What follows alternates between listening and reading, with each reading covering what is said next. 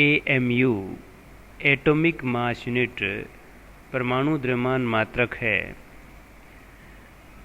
Atom का लगभग सारा मास जो होता है, सारा द्रव्यमान जो होता है, वो उसके न्यूक्लियस में सेंटर्ड होता है और जितने भी परमाणु होते हैं उनका जो मास है वह मास स्पेक्ट्रोग्राफ के द्वारा ज्ञात किया जाता है।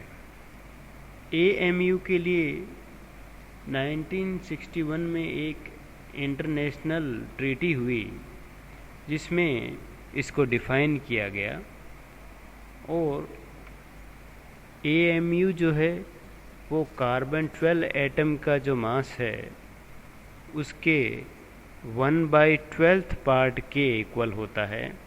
इस प्रकार हम कह सकते हैं 1 AMU equal to mass of carbon 12 atom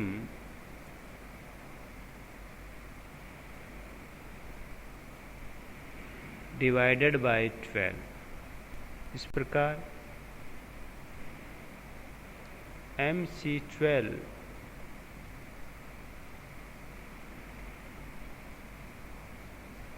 क्योंकि MC12 इक्वल टू 12 AMU। हम जानते हैं कि 1 मोल कार्बन 12 में नंबर ऑफ एटम्स जो होते हैं वो आवोगैड्रो नंबर्स के इक्वल होते हैं और जो आवोगैड्रो नंबर्स होता है उसकी वैल्यू होती है 6.022 इंटू 10⁻23।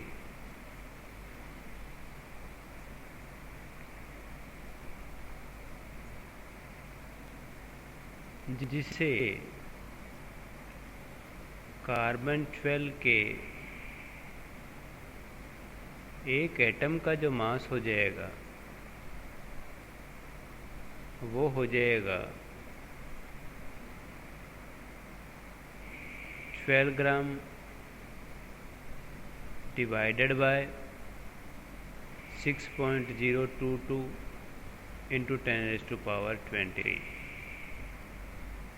ये कार्बन 12 के एक एटम का मास होगा क्योंकि 1 मोल जो होगा कार्बन का उसका मास जो है वो 12 ग्राम होगा, जिससे 1 AMU इक्वल टू हो जाएगा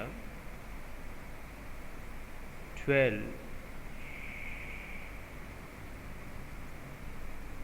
ग्राम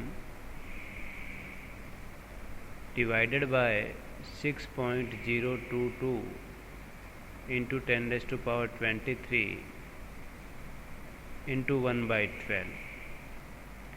इसको सोल्व करें तो हमारे पास वैल्यू मिलती है 1.66 इंटू 10⁻⁻27 किलोग्राम। तो 1 AMU हमारे पास में 1.66 इंटू 10⁻⁻27 किलोग्राम होगा। 1 AMU की वैल्यू किलोग्राम में होती है 1.66 इंटू 10⁻⁻27 किलोग्राम। इसके इक्विवेलेंट एनर्जी कितनी रिलीज होगी या कितनी एनर्जी इसकी इक्विवेलेंट होगी, उसकी वैल्यू पता करने के लिए आइंस्टाइन के मास एनर्जी इक्विवेलेंट फार्मूले को यूज़ में लेते हैं। E equal to M into C square से C यहाँ स्पीड ऑफ लाइट है, वैल्यू पुट कर दें M की 1.66 into 10⁻⁻27 into 3 into 10⁸ whole square. Solve करें 1.66 into 9 into 10⁻⁻27 into 10⁻16 joule. Electron volt में इस वैल्यू को कन्वर्ट करने के लिए 1.6 इंटू 10⁻⁻19 से डिवाइड कर देते हैं, तो ये वैल्यू इलेक्ट्रॉन वोल्ट में आ जाती है।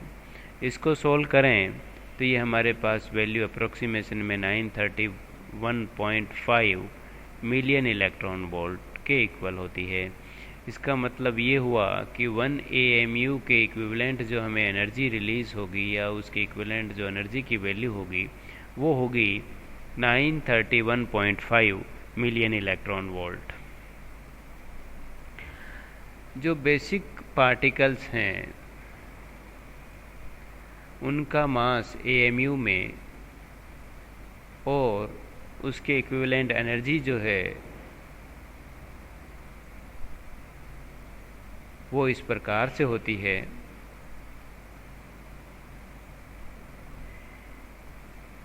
इलेक्ट्रॉन की बात करें तो इलेक्ट्रॉन का जो मास है AMU में 5.4858 इंटू 10⁻⁻⁴ और जो एनर्जी है वो होती है 0.51 मिलियन इलेक्ट्रॉन वोल्ट। न्यूट्रॉन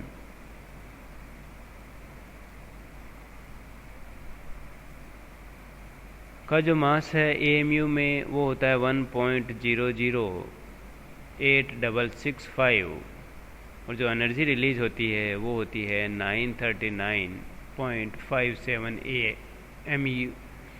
जो एनर्जी रिलीज होती है उसकी वैल्यू होती है 939.57 मिलियन इलेक्ट्रॉन वोल्ट। प्रोटॉन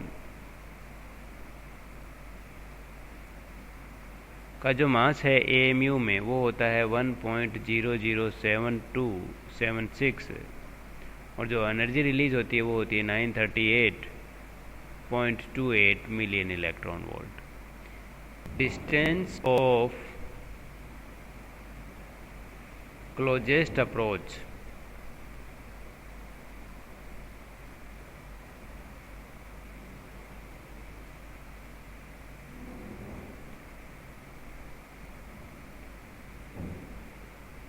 माना ये हमारे पास में एक न्यूक्लियस है जिस पे चार्ज Z/E है।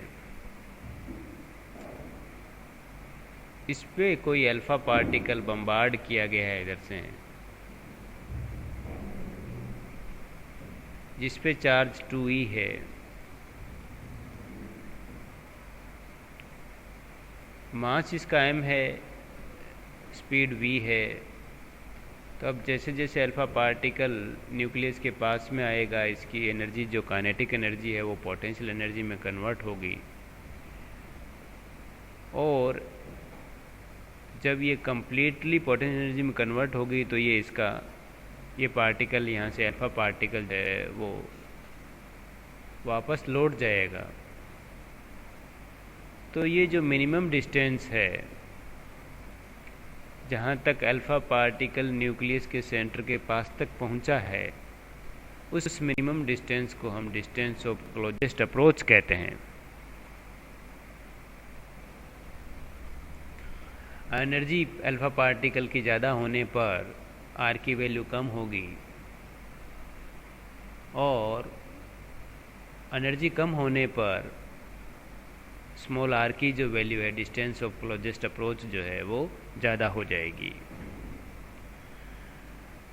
अल्फा पार्टिकल की जो इनिशियल काइनेटिक एनर्जी है वो हो जाएगी 12 mv²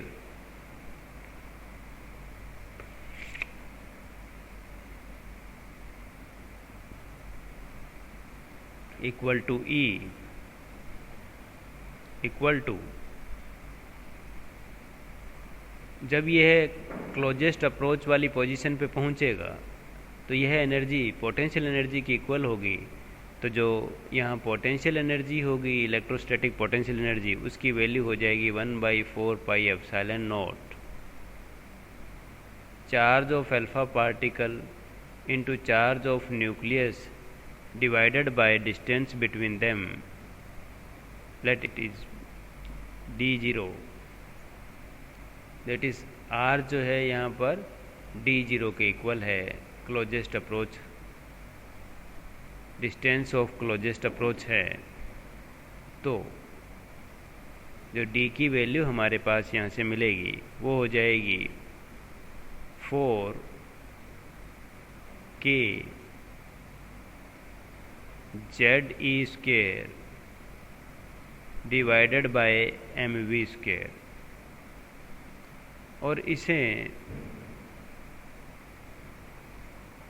2 के Z E square divided by E भी कह सकते हैं, क्योंकि ई इक्वल टू जो है वो हाफ एम वी स्क्वेयर होता है।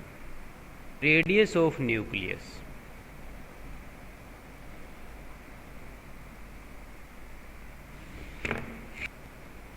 न्यूक्लियस की जो रेडियस होती है उसका जो फार्मूला होता है वो होता है R0 a raise to power 1/3।